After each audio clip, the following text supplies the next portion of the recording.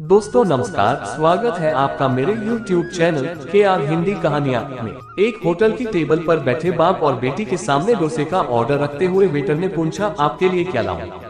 पिता ने जवाब दिया, नहीं नहीं, मुझे कुछ नहीं चाहिए। डोसा चटनी सांभर की बात ही अलग है। अपनी बेटी के लिए डोसा ऑर्डर कर चुके पिता ने कहा। बेटी डोसा खाने में मगन थी और वह अपनी बेटी की तरफ प्रशंसा भरी निगाहों से पानी पीते हुए देख रहा था। तभी उसके फोन की घंटी बजी। वह एक साधारण सा फोन था। आज की भाषा में इसे डब्बा फोन कहा जाता है। फोन पर आवाज सही नहीं सुनाई दे रही थी, इसलिए उसने फोन स्पीकर पर डाल दिया। बाप अपने दोस्त से कह रहा था कि आज मेरी बेटी का जन्मदिन है, इसलिए मैं उसे होटल में खाना खिलाने लाया हूँ। मैंने उससे वादा किया था कि अगर तुम स्कूल में फर्स्ट रैंक लाओगी तो मैं तुम्हारे जन्मदिन पर तुम्हें होटल में मसाला डोसा खिलाने ले चलूंगा। वह डोसा खा रही है। उधर से दोस्त बोला, अच्छा तुम क्या खा रहे हो? पिता ने जवाब दिया, मैंने कुछ भी नहीं मंगाया, हम दोनों का होटल में खाने के ज्यादा पैसे पड़ेंगे।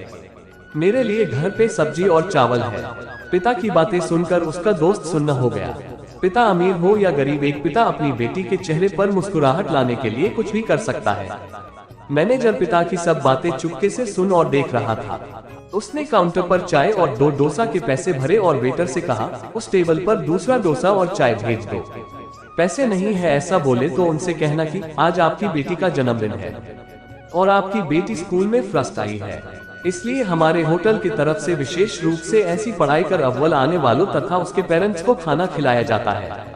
आपको इसके लिए कोई बिल नहीं देना है, लेकिन तुम मुफ्त शब्द का प्रयोग न करना। मैनेजर वेटर से कहने लगा, क्योंकि मैं उसके पिता के आत्मसम्मान को ठेस नहीं पहुंचाना चाहता। और एक डोसा टेबल पर आ गया। पिता चिंतित हो गए और कहने लगे कि मैंने एक ही डोसा मंगाया था।